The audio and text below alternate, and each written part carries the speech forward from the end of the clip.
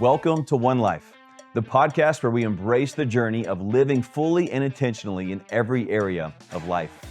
My name is Matt Farnham, and while I don't have it all figured out, I'm walking this journey with you, convinced we don't have to choose between a thriving career and thriving relationships, health, and purpose.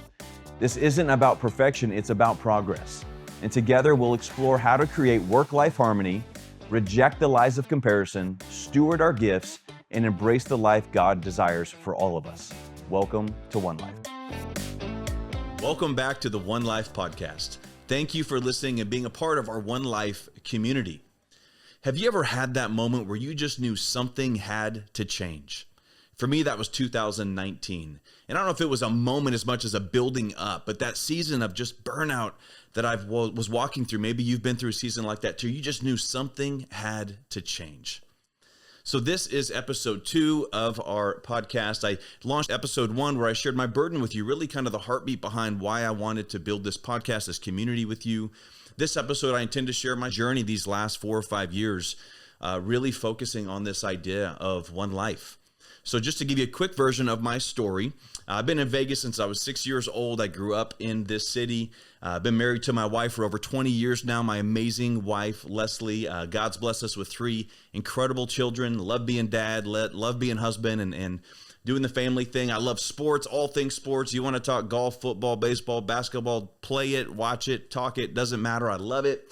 I'm a Christian. I'm very open about my faith. I'm a Jesus follower specifically. So really that's kind of the overflow of everything into my business, my life, my marriage is really just that overflow, that relationship with Jesus. And real estate is a passion. It's something I've been doing full time since 2004.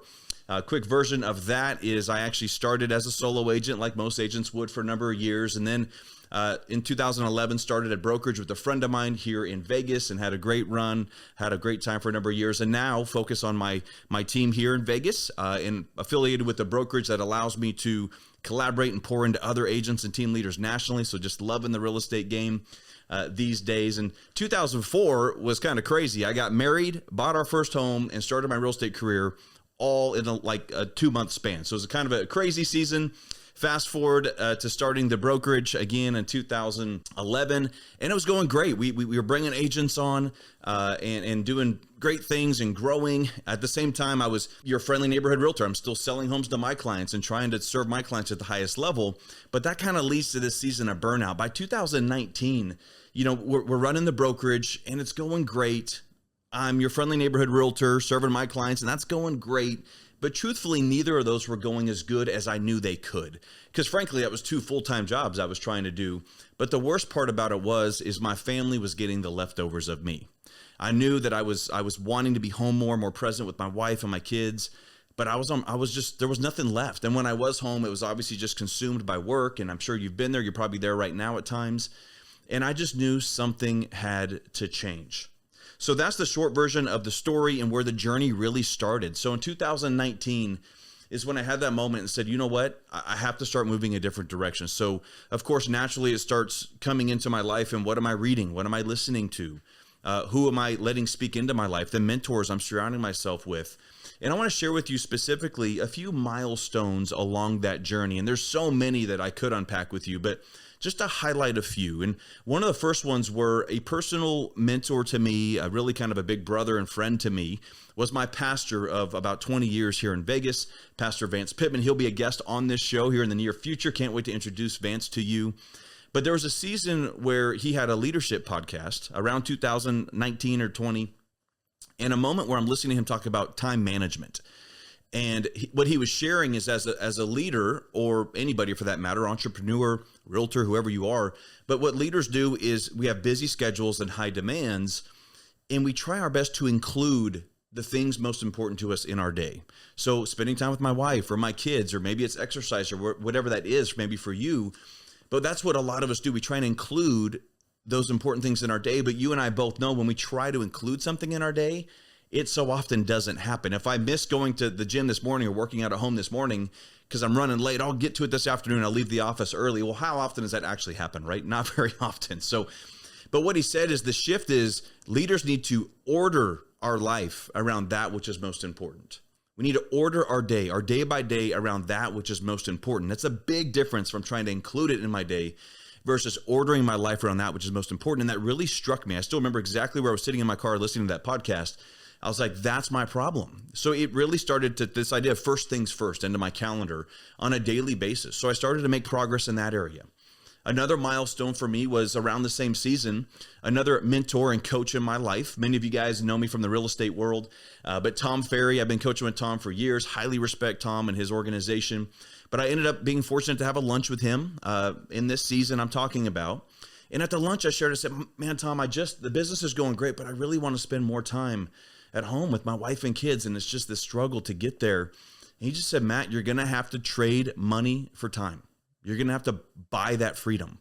So as I kind of unpack that with them, it's this idea of leverage, right? Where for me, it's maybe, for you, it might be hiring the first assistant. For me at that time, it was just getting a little bit more help around me than I already had. But maybe that's an assistant for you or a second assistant. It could be a showing agent or a buyer's agent if you're in the real estate space. Or of course, you could translate that to whatever business that you're in. But I started to be more intentional about getting some more leverage and buying some of that freedom where, yes, we're trading some of the income that we're making, but for some more help, some more leverage so we can free ourselves up to be a home more, right? That's what I was doing. So the result of this, I'm ordering my schedule around that, which is most important. I'm now getting some leverage around me. Well, it worked. It got me home more. I was with my wife more, my kids more time for my community and church and things that I wanted to do. But what I learned is I was in proximity quite often, but proximity does not mean presence. And I'm sure that you can relate to the difference between proximity and presence. So I started to really kind of enter the season where, okay, I'm home more, but I'm still thinking about work. I'm still consumed. And there was that moment, I hope you haven't had, but many of you had. And my daughter was talking to me, apparently. I'm in the family room on the couch, and I'll never forget, my wife said, Matt, Mia's been talking to you for the last 5 minutes, and you didn't look up at her once. And I'm like, I was crushed. And I hope, again, that you haven't been there, but I'm sure many of you can relate to that. That was a pretty cruddy moment. And I just knew something had to change with me being more present, because I don't know if I was looking on my phone, or if I was just thinking about work, or I was reading an email.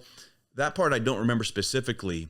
But the reality is that something had to change to free me up to be more present when I'm home. You guys have all heard the saying, if we're hanging on our deathbed, we're not going to wish that we would have made more money or sold another house if you're in real estate, right? I think it's even deeper than that. Well, people say, I wish I would have had more time with my loved ones. It's not just more time. I think what we really are going to want at the end of our lives is we would have had more focused, uninterrupted time with our loved ones, the truly present time. That's where we create the memories. That's where the joy is, right? So for me, that led me to a season of really starting to look at the business and saying, okay, where can I create efficiencies and better process and SOPs and develop the personnel to change our business so I'm not taking it home with me? And that was a tall task. And we developed a mantra for the team that I call slow down to speed up, right? So slowing down, roll up our sleeves, get under the hood. But how can we tweak the systems and create efficiencies and process and people and personnel, like I said, to get ahead of things in our business? So what does that look like for us practically is through this season, we started to really level up our communication with the way that we serve our clients. So what we actually say in our business is our clients' experience will rise and fall based on the communication they receive. So what you probably can relate to in your business, it doesn't matter what business you're in, but if you're an entrepreneur, a business owner, or in leadership in your company, many of us feel like we're on the defense all day long, right? It's this picture of like in sports, think of football or basketball where you're on your heels and it's coming at you. You're constantly just putting out the fires on the phone all day, taking the questions, taking the concerns, right? Dealing with problems all day. And what happens is we literally are exhausted at the end of our day because of that. And then we go home with no emotional and mental bandwidth left for who and what matters most in our life. I'm sure you can relate with that. I was living that. That's no wonder I came home exhausted, either no energy to be present, or if I had some energy, I'm still dealing with the phone calls or the interruptions all evening or weekend. It was very difficult to be present, even if I was in proximity and I was actually there physically, right? So anyways, through this season of just working on trying to dial this stuff in, we got to where we felt like we were more on the offense. So picture now we're on our toes. We're initiating that contact. We're 2 steps ahead of everything with our clients, our listing process, our buyer process, our escrow process. And of course, I sell real estate. So that's my reference point, but you can relate to this in your business as well. But here's what happened is not only did we give a better experience for our client because we're communicating at a high level and providing a better service, but now I'm going home in the evenings, not just me, but my team. We're going home in the evenings and weekends with way fewer interruptions and gotta minutes and problem solving because we're 2 steps ahead of everything in our business. So that was a big season of me of really rolling up the sleeves. So when I talk about One Life and you follow this community, it's not all kumbaya. It's not all just, sunshine and rainbows. Like, we got to put in the work. We got to build the business to support the life. It's not one or the other. It's both and. So here's what happened. I became more present, which was great. But then the guilt really started to set in. So I'm home more. I'm present with my wife and kids, but I'm still in the back of my mind, oftentimes thinking, man, I should be doing more. Like, I'm capable. I'm underperforming my potential. I'm created and capable of doing so much more at work. And then I'm looking over my shoulder, right? The comparison game. And I'm seeing what you're doing or what she's doing over there. And I'm like, man, I could be doing that. I should be doing that. And it was just wearing me out. Or if I'm at work and things are going great, I'm still wanting to be more present because I know I'm missing some moments with the kids and those types of things. So it was this constant tension of guilt. Well, that leads to another milestone I want to share with you. Of a friend in my life. I would call him a mentor in my life now, Jim Jackson here in Vegas. And we're having a lunch and I'm just kind of unloading on him some of these thoughts and feelings. And I'm having a pity party, if you will. And he just challenged me and he said, Matt, life is choices. And he said, you're making choices and you got to own your choices. So I said, well, unpack that more for me, Jim. And he basically just shared like Matt, you're making some choices that you should be proud of. Like, you're choosing good things, but yet you're getting wrapped up in this comparison and performance and all this stuff. And guys, I'm guilty. I struggle with that. I'm not free from that. I still struggle with that. Have I made strides? Yes. Is it something that's still a struggle quite often? Yes. I'm sure you can relate with that. But this next part of that conversation is he challenged me to not only think about owning my choices, but he's a brother in my faith. And he just said, man, I encourage you to spend some time in Romans chapter 12. I actually shared a piece of that chapter in episode 1. But I spent multiple weeks, maybe 3 or 4 weeks of my daily God time in the morning in Romans 12. And part of Romans 12 says, don't copy the behaviors and customs of this world, but be transformed by the renewing of your mind, by changing the way you think. I shared that in episode 1. And then you'll know God's will for you, his good and pleasing and perfect will as it goes on. But the first part of that verse talks about the patterns and behaviors or customs and behaviors of this world. So as I reflected on that, I'm like, well, what are the customs and behaviors of this world? And it really just dawned on me, that's comparison and performance and perfectionism. That's exactly where I was living and what I was struggling with. So once you recognize that, now it's starting to expose the lie, right? Shout out to Craig Groeschel. Craig, if you ever see this podcast, man, you're a dream guest on this podcast with me. But Winning the War in Your Mind, all of your books have been super impactful for me. Winning the War in Your Mind specifically, I've read that multiple times. I love your podcast as well. But that book, basically the takeaway is expose the lie, replace it with truth. Expose the lie, replace it with truth. So now I'm getting this awareness of this toxic comparison and performance mindset that I'm constantly in, which is preventing me from really being content, owning my choices. And then that kind of led me on this journey of replacing the lie with truth. So for example, knowing I am fearfully and wonderfully made. I am created on purpose and for purpose. And so are you, by the way, who's watching or listening to this right now. This idea that instead of the approval of man that I work so hard for, I'm working for an audience of one, right? And that's God. Like, I'm already approved and accepted. I'm striving so hard for approval when the verdict is in. I'm already accepted. I'm already approved, right? So now I'm learning to work from approval instead of for approval. I'm working from approval. I am approved. I am accepted. So now I'm just working hard as a way to honor God for that truth. It started to shift everything with my mindset. And again, I'm not arrived. This is still something I'm constantly dealing with, but this is the point of the podcast and community, is that we can lock arms together and have these conversations together and all make steady, intentional progress together. And the other part of Romans 12, as I really spent time digging in, at the same time of this, I'm also seeking this clarity on my gifting, on my skills and talents, or God-given talents, whatever you want to call it, unique ability. But Tom Ferry, I mentioned him a minute ago, he would always ask us the same questions when we'd be in these coaching environments. And the first question was, what's your purpose? I've always known my purpose. My purpose is very clear through my faith and to live that out, through my life. But the second question he would always ask is, what are your God-given talents? And man, I struggle with that. Tom, when you see this, man, I probably heard you say that 10 times. And every time you would say it, I would literally leave the retreat or the conference, or I'm on the flight home wrestling with that. Like, what am I God? Selling real estate is not a God-given talent. Now, I'm good at it because I love people. I'm competitive. I'm interested in real estate. So yeah, it's a great interest and it's been a great career, but it's not a God-given talent. So at the same time, I'm spending time in Romans 12 and I'm seeking guidance and clarity from people that love me and know me well. I'm spending time in the Word. I'm just reflecting on all this. I really came to a season where I gained clarity on that gifting and the God-given talents for me, and everybody has their own unique abilities, but that's leadership, communication, and encouragement. Well, at the same time in this season, if you go on in Romans 12, it goes on to say that, hey, if you have the gift of teaching, teach. If you're an encourager, encourage. If you have the gift of leadership, take that responsibility seriously. So for me, that was a very pivotal moment too, of really realizing that, wow, I need to steward this gifting and step into this role much more often. I've been very intentional about that in the last few years as well. So this is all part of the journey, right? The joy is in the journey. So excited to share a lot of this with you. But going back to that realization of this guilt that I'm feeling, right? What I realized as I continued to reflect is I was really just compartmentalizing so many things in my life. So when you think about compartmentalizing, it's like all these different buckets. I had my faith, I had my business, I had my marriage. Notice the lines with my hands. I had my kids, I had our church community, or our contribution, our generosity, and finance. You can go on and on and on. There's so many things I was trying to separate in my life, and it just wasn't working, right? It was so stressful. And what I learned in this season is the idea of blurring the lines, right?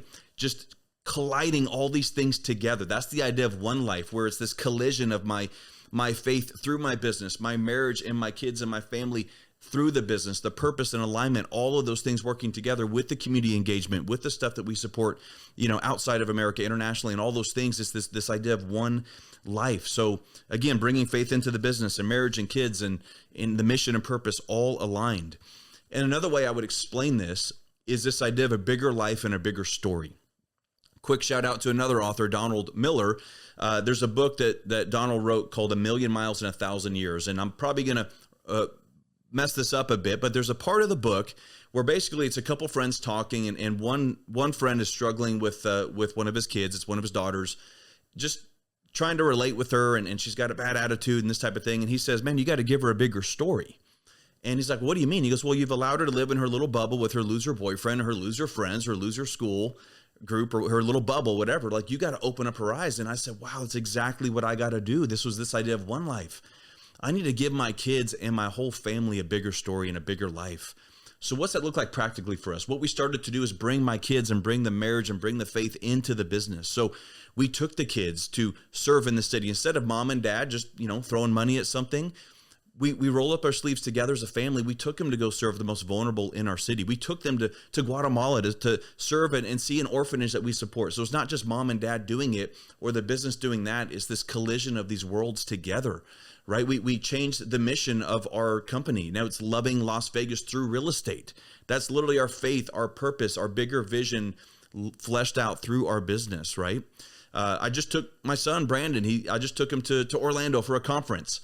So instead of dad disappearing, his dad having fun for a few days, no, I took him to see what work looks like, what it looks like to network and build relationships. And I actually showed him in real dollars and cents how that translates to referrals and income and revenue, and how that fleshes back out to this bigger purpose. So it's bringing it all together. This collision of these worlds is this idea of one life.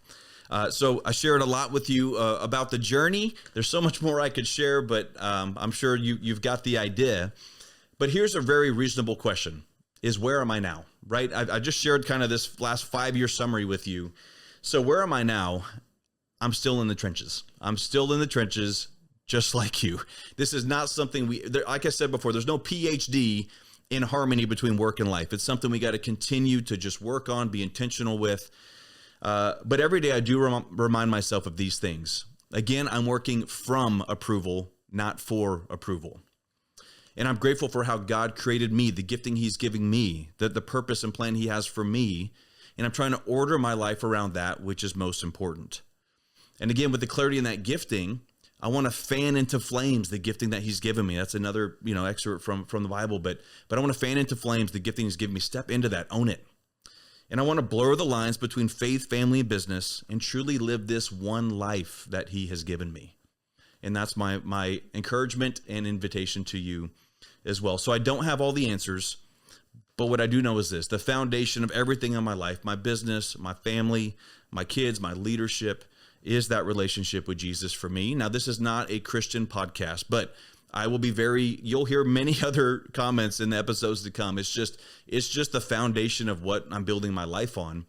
But because without him, I'm running on empty. I'm sure you can relate. I'm running on empty, but when I stay connected to him, there's fruit. So this podcast is about real conversations, real challenges, real struggles, and real solutions as we work together to find that harmony between work and life. In the next episode, I'll be sharing my hope, which is really just my vision for this podcasting community and how we can walk this journey together. So I just want to thank you again for being here. If my story resonates with you, or you think it could encourage somebody, share it with somebody. And I'll see you back for episode 3. I hope this episode encouraged you today. Thank you for subscribing, sharing, and rating the podcast. It truly means the world to me. And be sure to visit theonelifepodcast.com to join our community. That's where you'll find updates on virtual meetups, special events, and more. And remember, God created you on purpose for a purpose. You don't have to choose between a life of significance and a thriving business. You were made for both. This is One Life.